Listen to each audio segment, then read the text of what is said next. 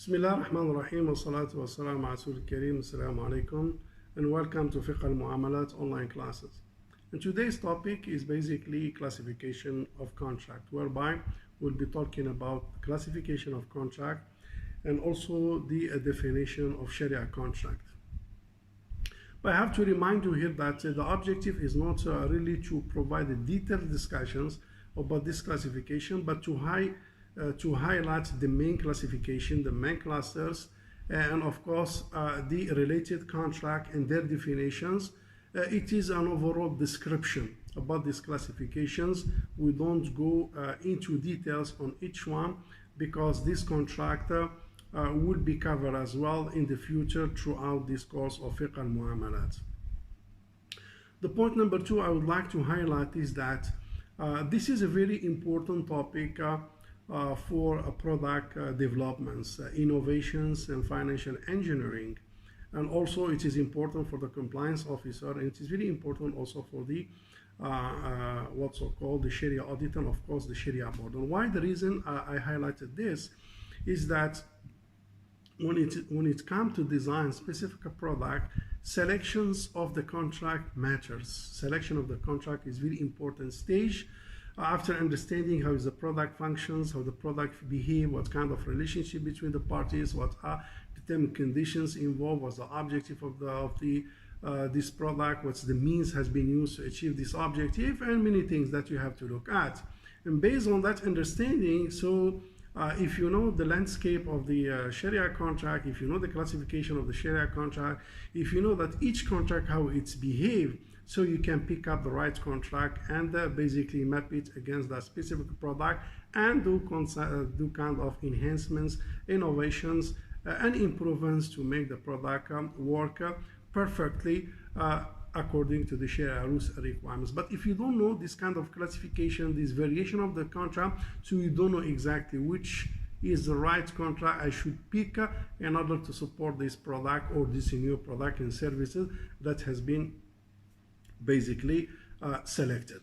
So it is very important, but again I just keep reminding it is a very high level descriptions. We will not zoom into the details as we are going to rediscuss those contracts throughout this course. That's point number one. The following point, actually the other point I would like to highlight also is I hope you will not get confused and you will not get lost in the classification. I try to go one by one, and at the end of the day I will recap, so at least you will be following me, because you may get lost in the classifications of each specific contract. Let's start by highlighting that there are around 5 clusters of contract, and each one of course has a sub contract to look at. Let me first highlight these 5. So number 1 is the soundness and legal effect classification. Number 2, having intention of contracting party, or both having intention and possession, under classification. Third one, subject matter and desire objectives. The fourth one basically is statement or sigha, another cluster of classification, and the last one is basically name and unnamed contract. So this is the 5 major classifications of contract, and we try to pick up one by one and provide a kind of details and information on each one. So let's pick up the first one, soundness and legal effect of the contract. So this one is divided into 2. Number 1, valid contract or sahih, and invalid contract. So this is the first one, meaning here we are looking at the soundness of the contract, meaning whether the contract is sound or otherwise, and we are looking at the effect and the impact of the contract on the subject matter, whether it is a concluded or not concluded, and if it is concluded, whether it is binding or not. So we are looking at those features. So soundness of the contract, again, it is divided into 2, valid contract and invalid contract.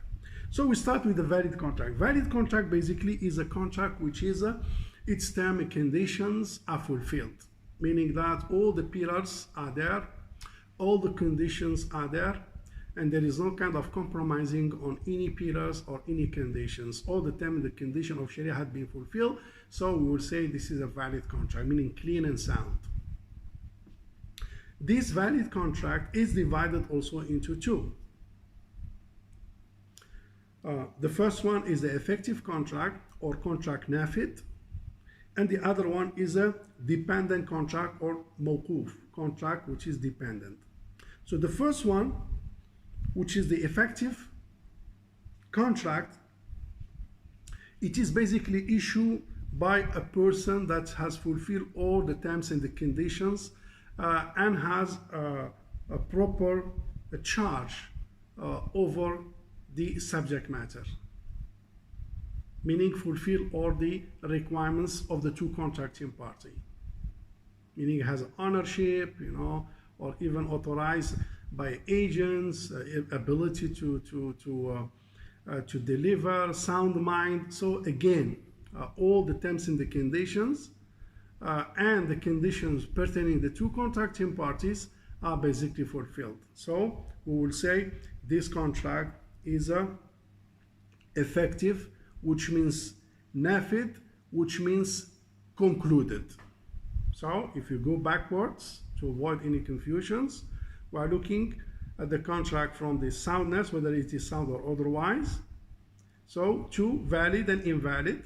So we are saying valid is all the Sharia condition has been fulfilled. Now if we zoom down, there are two types of contract. Whether it is, number one is effective, the other one is dependent. So the first one, which is effective or nafid, which means concluded. This concluded if all, again, the Sharia contract has been fulfilled, and honor of the person who act on that has a what's so-called full charge on the subject matter. Now this effective or concluded contract is divided into two. Whether the contract after it is concluded, whether it is binding or not binding. So there are contracts which are binding, such as, for example, sales. And binding means doesn't accommodate or doesn't accept cancellation, such as lease, such as sales. When you do a contract, the contract is concluded, but what? Binding, concluded and binding. No one can has the authority to cancel the contract unless mutually agree. Otherwise, no one has the right to revoke back the contract or to cancel the transaction. Why? Because it is binding. The other classification, it is not binding, meaning any one of the parties have the right to terminate the contract, like agency.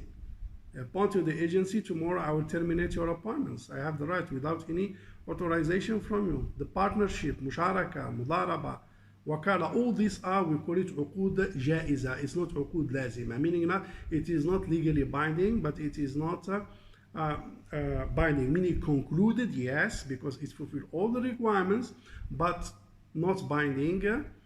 If it is binding, such sales and ijara, no one has the right to cancel. If it is non-binding, concluded but non-binding, anyone has the right to cancel the contract. Of course, the two contracting parties, they have the right to shift the contract from being non-binding to be a binding with additional stipulation, meaning that after they conclude the contract of wakala, we say let's agree to make the wakala binding for 1 year.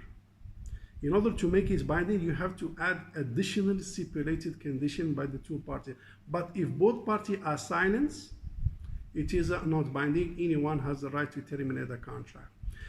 So again, soundness of the contract, we have valid, invalid. Valid, we have all the requirements have been fulfilled, and it is divided into two.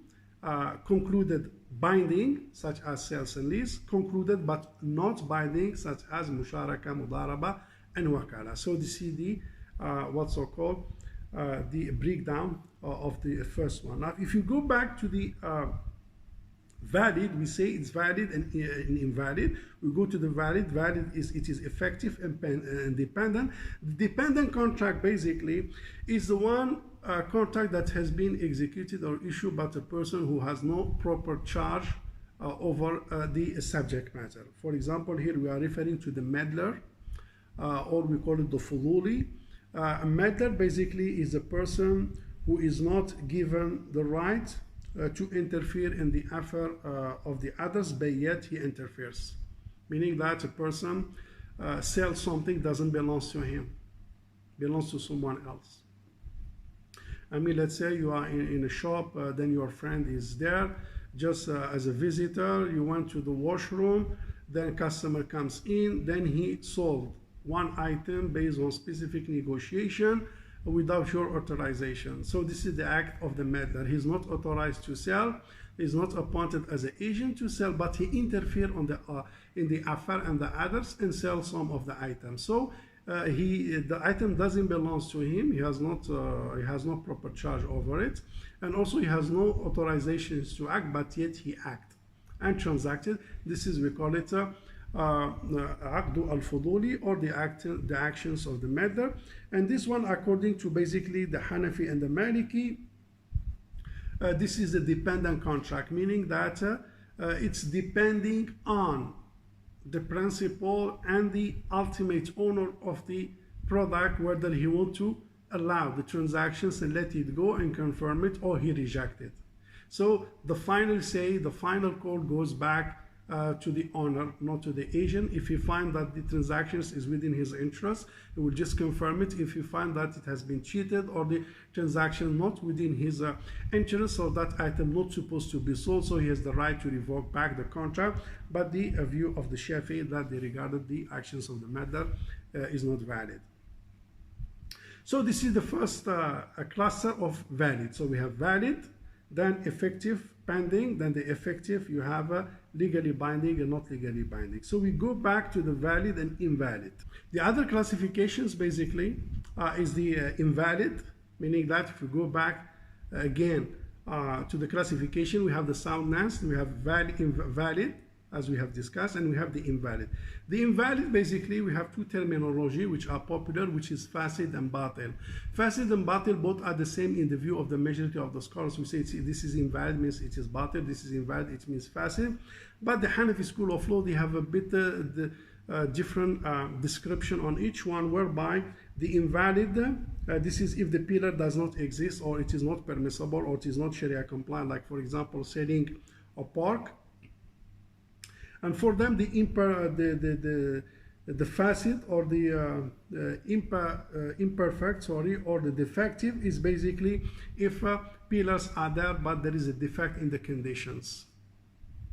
Meaning we call it مشروع بأصله لا بوصفه, meaning the original status is permissible, but it has enlarged in some terms and conditions that trigger a kind of negative impact on the contract. Here, basically, the contract doesn't collapse at all, but accommodate rectifications by basically looking and fixing what's so called the conditions that agree upon, which have been somehow violated in the process. Maybe we'll talk about this later on when we talk in details about the invalid contract from both majority of the scholars and the Hanafi school of law. So this is in overall, if I want to recap, if you can see the soundness of the contract and legal effect. So we have valid contract, which is a sahih, sound contract, and the other hand we have invalid, or we have what's so called batil. And invalid is divided into two: the effective, which is nafid, means concluded, and this concluded, it could be legally binding, meaning lazim, such as says, and could be not legally binding, jaiza, such as wakala. On the other hand, opposite to the effective, we have the mawquf, for the dependent, whereby it is mostly related to the actions of the meddler and the person, also a person who's not reaching the competency age, like for example a child sells something who is not competent. Again, it is a kind of dependent contract whereby the consent of the transaction goes back to his guardian or to his father, because the child is not competent to carry on a financial transaction. So this kind of transactions falls under the dependent, meaning contract is concluded because it's fulfilled all the conditions but because there is a violations on the proper charge, there is a violation of some aspect related to the authorizations of the contract, so it makes it depending on the owner, ultimate owner, or the ultimate guardians of the related to the subject matter. And the other side, you have the invalid, which is basically batil and fasid, and there are classification of the Hanafi scholars. So this is basically, go back, the first cluster of the 5 classifications. And again, the idea and the object is just to be familiar with this kind of classifications, familiar with this terminology, familiar with this breakdown, in order basically to look at the proper contract in the kind of selections, or in a case of defect, so you have to look basically how the product could be rectified from Sharia standpoint. With that, thank you very much and see you soon. And assalamu alaikum wa rahmatullahi ta'ala wa barakatuh.